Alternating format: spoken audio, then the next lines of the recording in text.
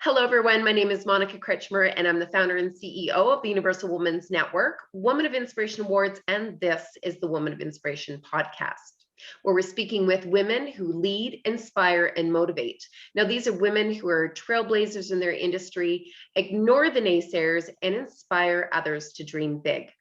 Today, I have a very special guest, Sharlene Massie, who is the CEO and visionary of About Staffing. Now, Sharlene, we talked in the green room that I've been fangirling you for like many years, but as I'm reading your bio, you started your business at 30 years old. And so I just want to jump into that today and welcome. Oh, thank you very much for having me today. So we're going to go back here. Okay. Everybody sees Women of Inspiration. Of course, you're one of our 100 Women of Inspiration book contributors this year. Also a significant year for your business because you're celebrating your 25. But what inspired you to start About Staffing? Well, it's a great story. Actually, I had worked for a couple of other agencies and staffing agencies, and I thought, that I could do it better than other people. So many of us think that. And then I got fired, and I got fired again, and I got fired again. I mean, it was just an interesting, in my 20s, getting fired from everywhere, and it was because I was challenging everyone and all my bosses all the time. So I decided to start my own company. And that was actually my first company. And then I went through a takeover and it learned so many lessons. And I thought, you know what, I'm in it now. I should just go get another job and try one more time. But I'm too stubborn. And so I started About Staffing. 25 years ago. Now, at that time, you were 30 years old, 1996. Yeah. With 3 young boys. Yeah, that's and, right. $500 in overdraft, I think you had said. That's exactly what I said. Yep, you bet. So I've had $500 in overdraft. So I really, don't suggest to, as an inspiring motivation here, don't start a business with 3 very small children and no money whatsoever, unless you're really determined to just fight your whole life through, because it was not the best way to start a business. But, I had some clients and I had some friends, and I didn't know what else to do. And so, off I went, and it was day by day and penny by penny. And here we are 25 years later, and I'm reflecting an awful lot this year. It's an interesting time. So as you start off and I'm going to just name off a couple of things that you've managed to like just grace through with pride is you survived multiple recessions, including the current one, the pandemic, the 2013 floods, which for those of you like myself, I'm in Calgary. I was in the floods with you. I remember that. So does Alberta and the rest of the world, how it impacted us. But you were knocked out of your location in your building for a long time. And a year, almost a whole year. year. Yep. And at some point, a car drove through your office. And then now there's COVID. So you've got some big resilience muscles there, Sharlene. Oh boy, I tell you, and right from the beginning, starting with nothing, at that time we were living in a hotel, and our house was being built, and we, lost my first business through the takeover, and my husband was in a recession, and oh my gosh, all these things at the beginning, and I never really knew from that point, that things happen for a reason, and what goes around comes around, and all of that stuff. I actually didn't realize with all of those things, starting with nothing, and then the recession, and then the 2001 terrorist attacks, and that knocked our business down, and then and then the recessions, and then the flood, and then just so many hits all the way along, really did prepare me each time that I said to myself, oh my gosh, I don't think I have it in me to do this again and to take another hit one more time. I just don't think I have the energy.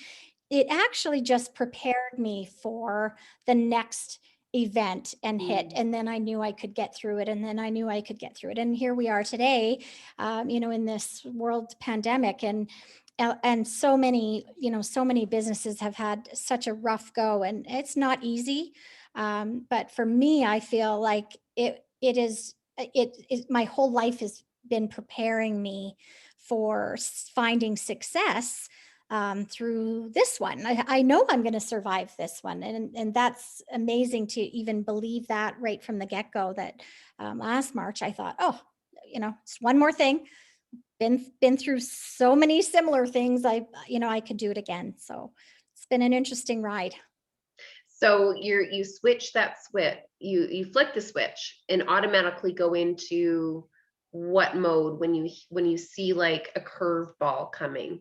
Like, do you feel yourself kind of just switching gears automatically and going, yay, bring it on?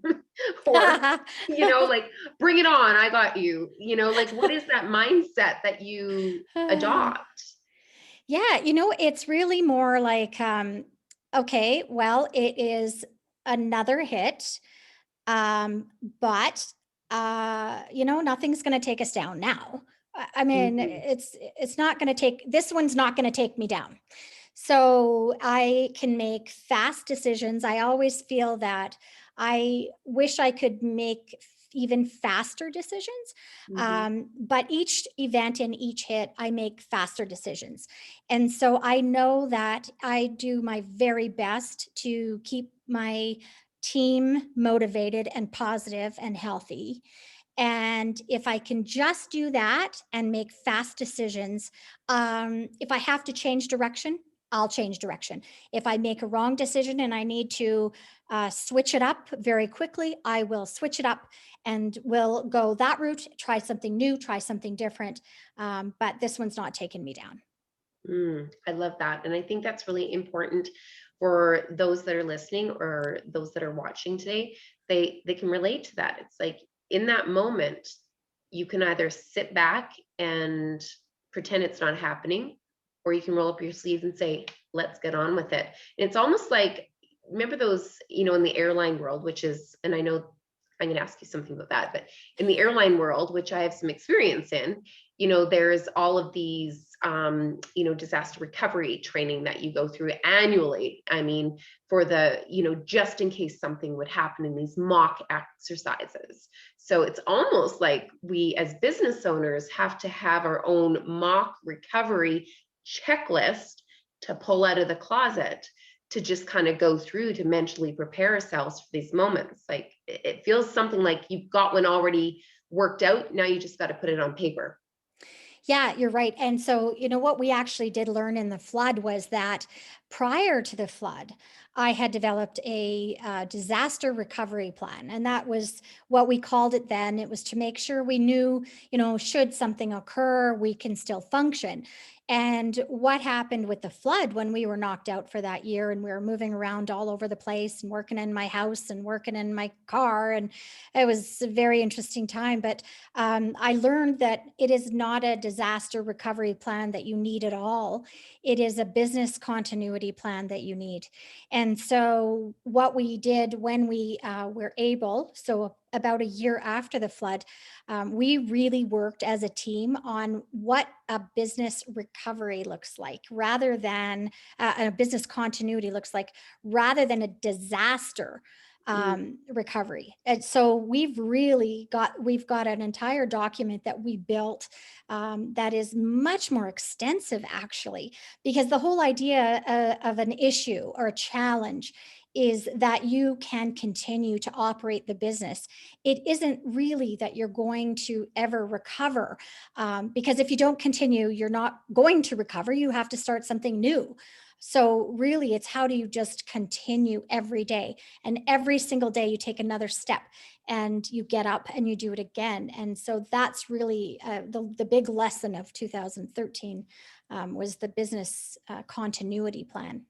I love that. That is worth gold. Whoever is sitting there right now going, check, I've got to get me one of those and start working on that tomorrow. Because it's true, Yeah. all of these experiences that we had, we couldn't dream about them. we we never in a million years could we dream about, what we're experiencing now with the No, pandemic. But you're what a right. great way of making that business continuity to make sure that the business survives if anything should happen, right? So, Yeah, and you can't imagine it all. Like, I had a gentleman tell me one day that I sounded kind of nuts, because when I was looking for my space that I'm in now, my office space, I was saying I can't be on the main floor because it might flood, or I might have a car drive through my window.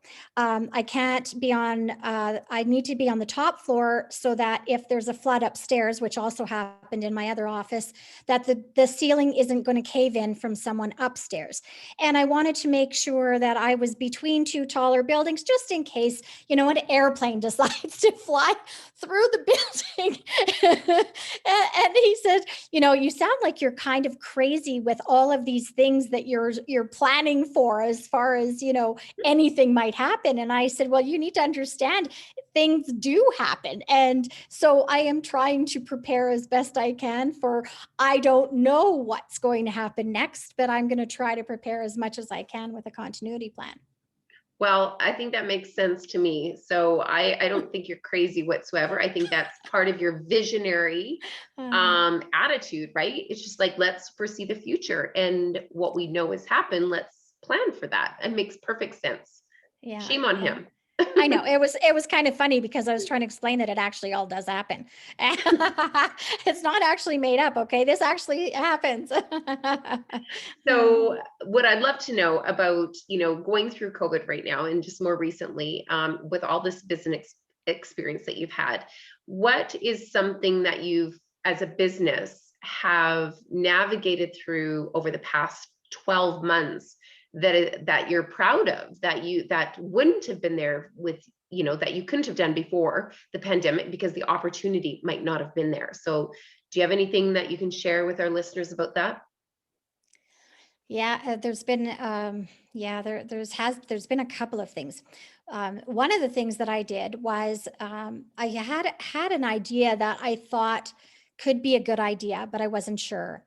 And so once the pandemic hit and we were in our very first lockdown, I decided to, engage all of my staff and keep them busy, and like their minds busy, keep them feeling secure, and, feeling like they were valued and that they could offer value. Because I found that everyone around was talking about how insecure they were, and how, they were losing their confidence. So I started a new business called Job Shift, which is jobshift.com, and it is to help guide the unemployed, job seekers out there, through, the rough times when they first get their layoff notice or become unemployed, and guides them right through to employment in 7 shifts. And so, what I did with that was I was able to engage my team in something. And so, for your watchers and your listeners, keeping them feeling valued and not afraid every day that they're going to lose their jobs. And I really felt that that was part of my job as a leader, was to keep them busy and engaged and feeling secure and confident. And I was, my biggest fear at that time would have been that I would lose all my team. And then, once we get out of this, whenever that might be, my team wouldn't be there to support our business when things do turn around. And Mm. so that was something that was, really big that I did. That was the right thing to do, and I've kept everyone. The other thing that happened was my husband had surgery.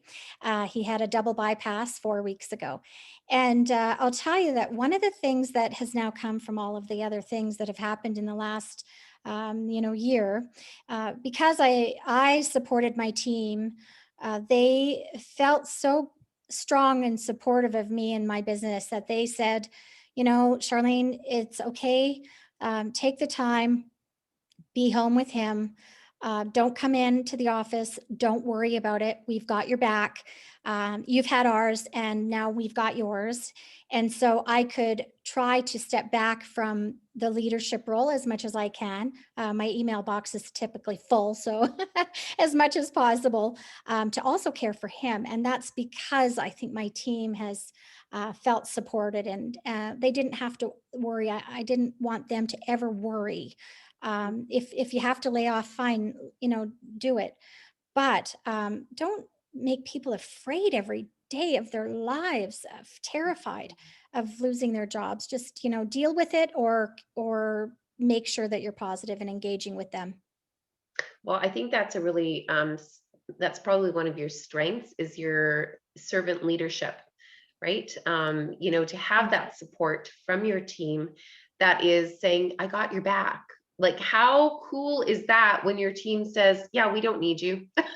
Yeah. Out of love, we Yeah. don't need you. Please take care of you so you can take care of us when you're back. And I think that is a true sign of your leadership and how you've been navigating all these really rough waters. And they obviously feel very confident in the abilities that you've actually provided them the keys to drive. I sure tried. I've had some long-term team members and some medium and some short. And I have almost, one of my longest employees has been there 18 years. So she's seen a lot of this with me. Another is 15, another is 10. They're just all over the map. And we also have a couple of newbies. And so it was really interesting for them to come on board just in the last month.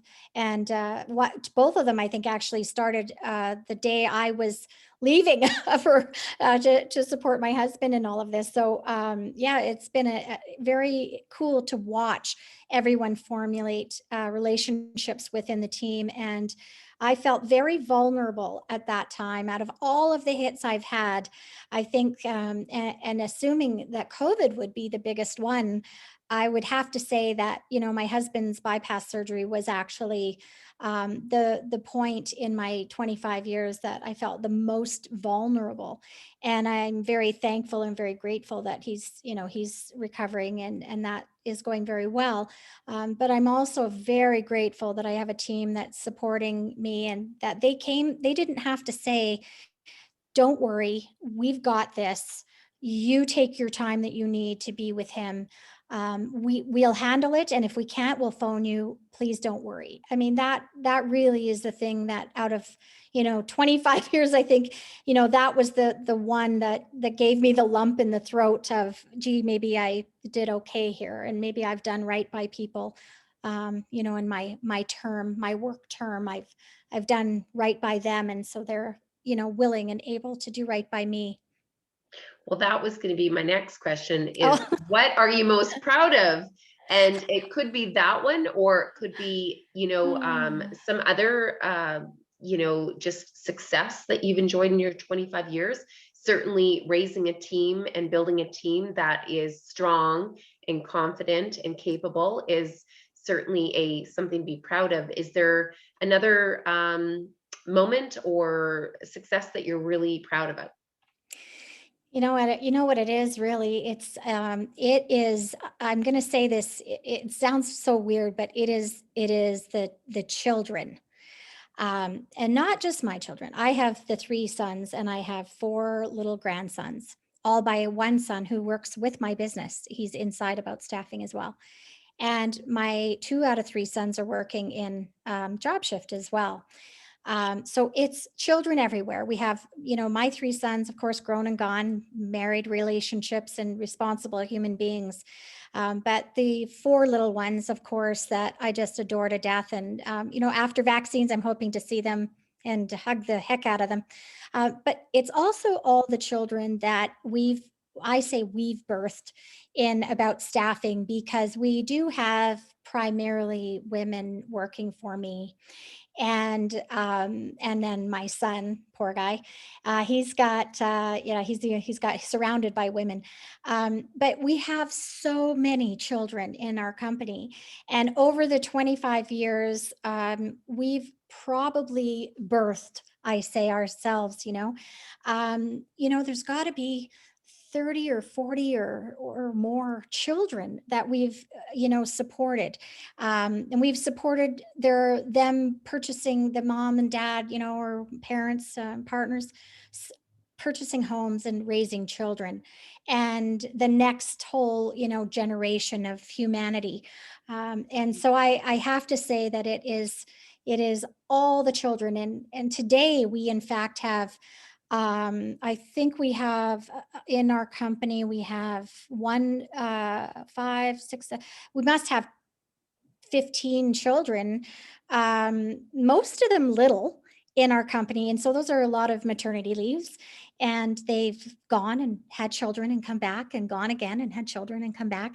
And I think that out of everything I have done business wise, it is the support of the women, and the support of the maternity leaves, and the support of all those children, that are part of the About Staffing community. Well, I have to say your business is all about relationships, building relationships. Like, people look at that word of networking. I don't see it as networking. I see it as building relationships. And you work with people and you hire people that you like and you trust and you want to spend 8 to 10 hours a day with. And so what you've just kind of spoken to our audience today is you walk the talk. Right? I do. I do. You walk the talk. I do. I always say that to my clients too. Well, I get, I can't, if I can't hire properly, then what the heck am I doing in this business hiring for everybody else out there? But yeah, we do. We really, we care about our candidates. We care about our clients. That's why we call it the About Staffing community, because it's such a wide net of people and job seekers and, employees and employers and internal team members and vendors. We have a very wide net of relationships. So let me ask you now, let's talk about Sharlene. Ah. So at 12, we're talking about kids here. So at 12, what did you think that you were going to be? What did you want to be when you grew up?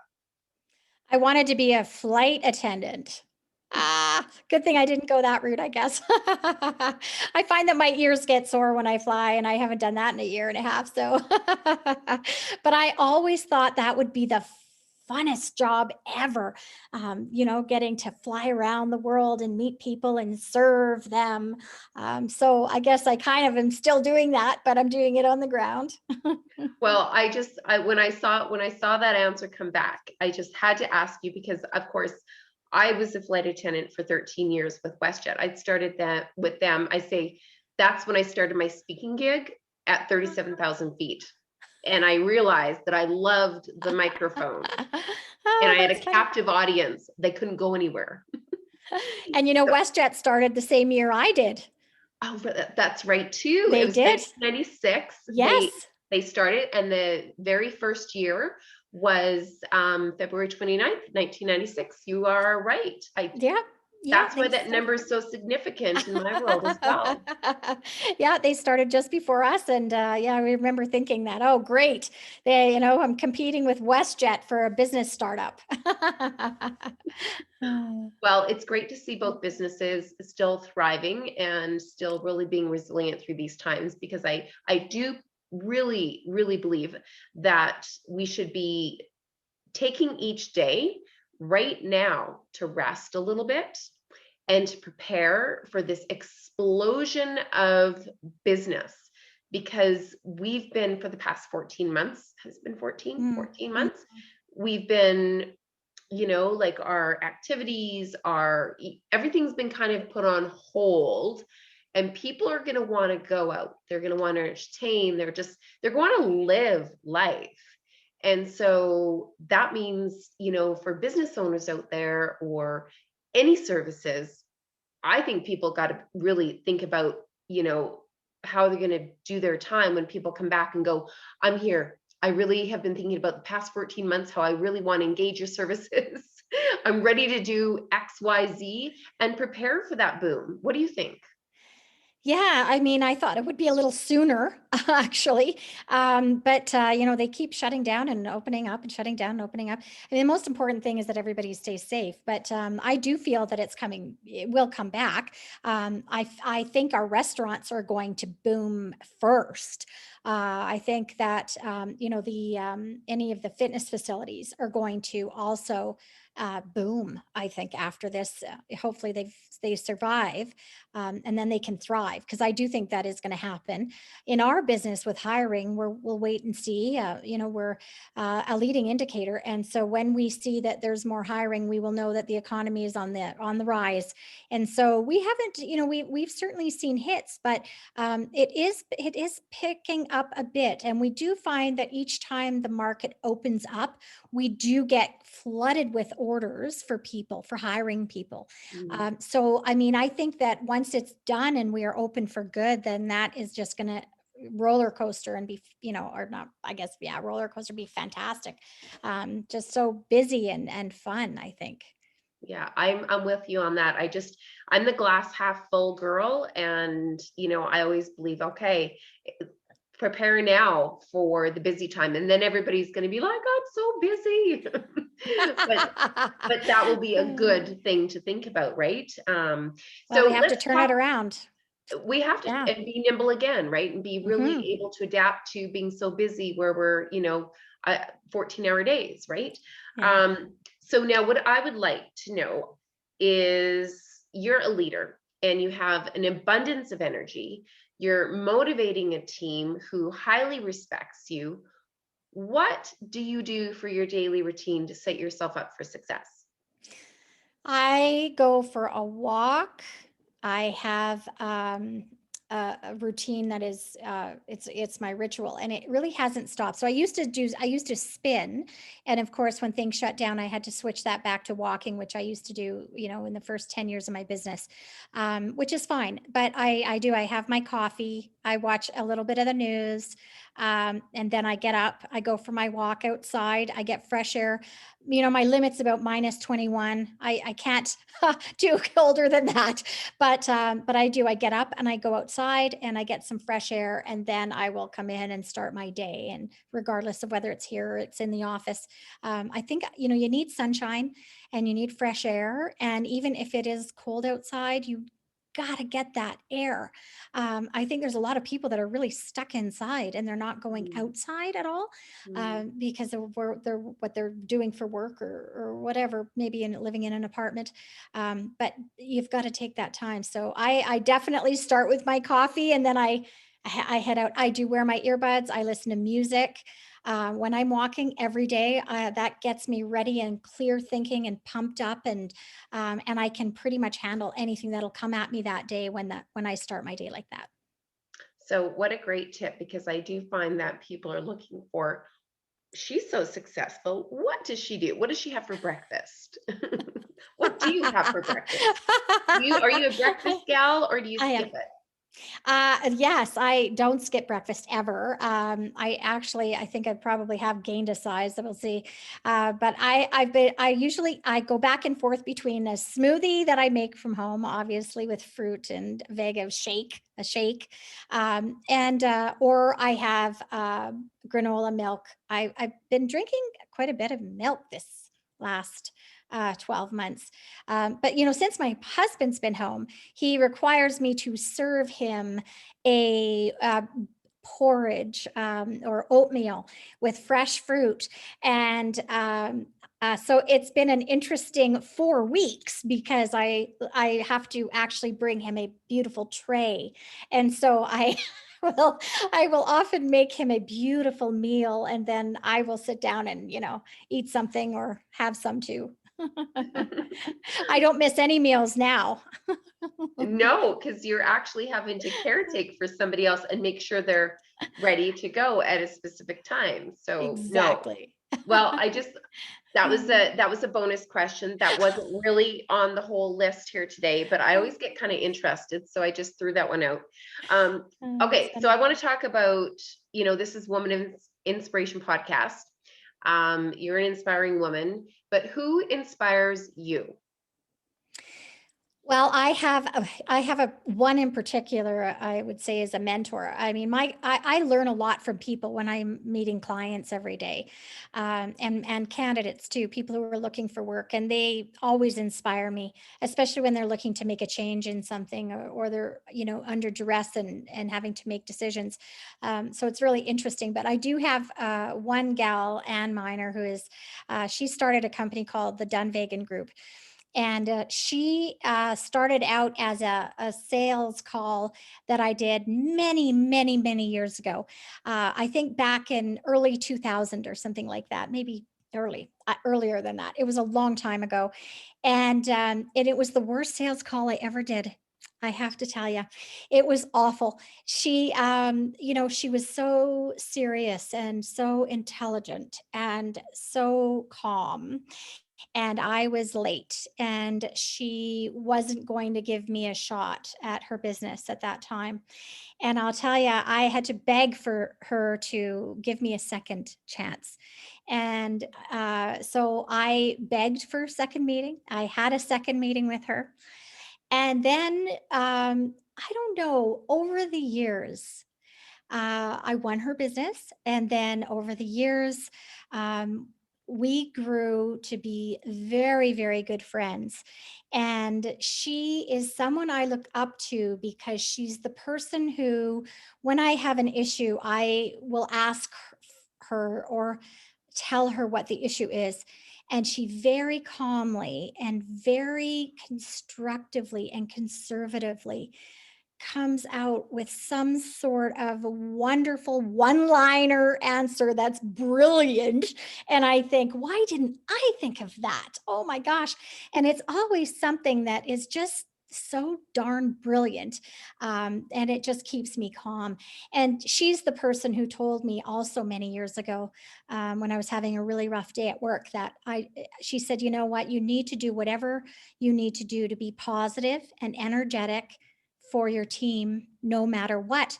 And she said, nobody needs to know if you're having a spa day or if you're home, watching Magnum PI reruns. But whatever it is you need to do, that's going to keep you positive and energetic. And don't you dare walk through that door at work unless you're going to be positive and energetic for everyone around you. You're no good to anyone if you're feeling badly about yourself. And so that it was a real pivotal moment for me. And so she is somebody that I really look up to, and I still talk to her often, and often as I can. She lives in Ontario, but we do schedule our time together, and bounce ideas off each other, and just chat. And she always has a zinger in there. Well, Anne, I hope you're listening, because this will fill your bucket for the next year, because that was an amazing testimonial to share. And I love to hear how women are supporting other women. And I love how you actually had the tenacity to turn that around. Now, did you ever ask her if she was ever like, if there was like a no-go, or is it because you were so determined that she said, let me just give her another shot? Like, did you ever ask her why she reconsidered to open up that door for you? It was because I didn't ask her, but asked her when I made that second call, and I had said I apologize for being late, and I know it didn't go well. I just was very honest with her. But I said to her, "May I have a second chance? May I?" And so she was quiet for a couple of seconds, as she does often. And then she said, "Okay." And then that was it. I had a second chance. And I didn't, I knew I did not want to blow the second chance that she had given me. So, it took a bit of work on my part to make sure that I was going to be able to fulfill her needs and make her happy.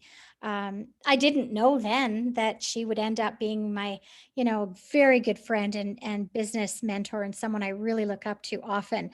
Meant 20 some years later, I didn't know that would be, but you learn something from every mistake or error that you make if you just Mm. kind of reflect back on it and try your best. And be open, be honest, and ask for the second chance. Just ask for it. What's she going to say? She could have said no. Um, that's okay. If she would have said no, then we wouldn't be here today talking about her.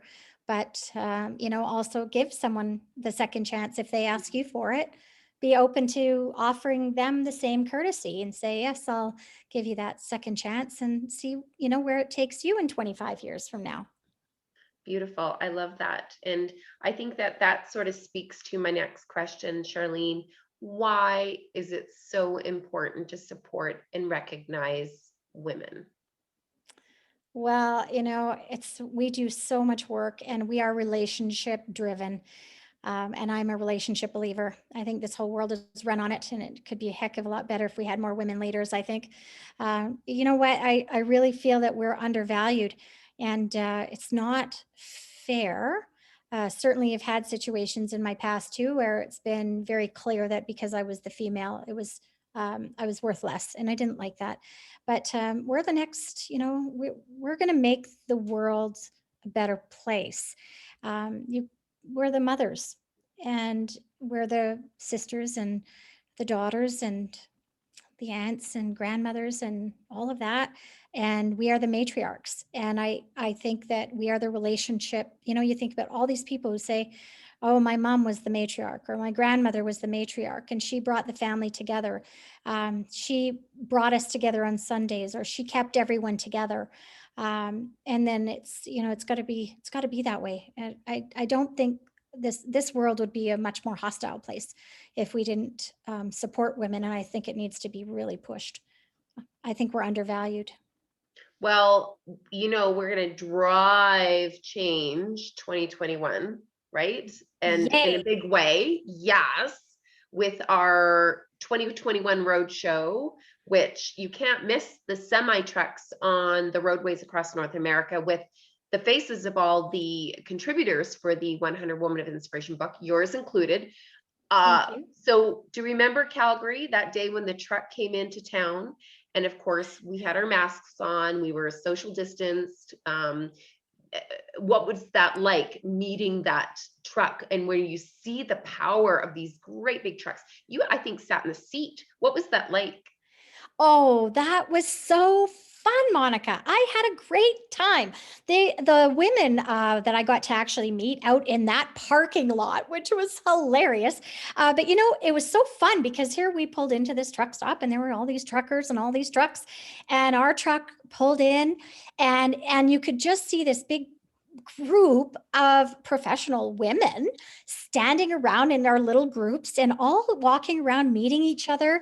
And it was almost just like in our guts, we were all, it was a COVID version of high five. So it was just so cool to see. It was cool to see the trucks. They're massive. And then it was fun for me to sit in that seat because I've never sat in a trucker's seat before. And it was very bouncy, pretty uncomfortable, I thought. I couldn't do it for a living myself, that's for sure. I'm used to big cushy chairs. But it was just great. And I'm really looking forward to where this is going to go in the future and bring more women into that industry and all industries. I think this is a great endeavor from you. I think that you've done a great job with it. Well, thank you. And it all really is determined by the network of amazing women that we're bringing in to make this all happen, to, from diverse industries, right? Mhm. To make that change. And then the important other piece to that is, of course, our supporters, our male allies. So now that you and I have both had a conversation before about the importance of male allyship, and I think that is going to be a topic we're looking to invite more men to the conversation that are champions for women to help us move that needle. But why do you think the allyship is so important from your experience, 25 years in the business? Why do you think now it's more important than ever? Well, this is where the change is going to happen. This is where the diversity is going to happen. If we can get more men on side with a value that the women bring and the relationships, that's where it's going to happen. And of course, me being, married for many, many, many, many, many years, and he has been a supporter of me and my business since day one. And back to the beginning of this podcast, when we talked about when I first started, he said, my husband said to me, are you sure, you want to start another company, you want to start this business and try it this way? You don't want to go get a job somewhere? I said, no, I'm doing it. He said, okay, I'm here with you. And he has stood beside me all these years. And with all the sons we have and the grandsons that we have, I'm hoping that I can, really push them as well to understand the importance of supporting the women in their lives. My sons are two out of three sons are married. And you know what? They need to care for those wives the way that my husband has supported me. And we want that to continue on down the line. Mm. Well said. Everybody needs to, everybody plays a role to support her. So let's do what we can to make that happen. And I really love how your thought pattern goes, how you're like, let's start with the kids, right? Because it is really important. And of course, you know that we've just started our peer-to-peer role model, our Yes. peer-to-peer jam and role model talks with our youth who are youth excellence award recipients for Women of Inspiration.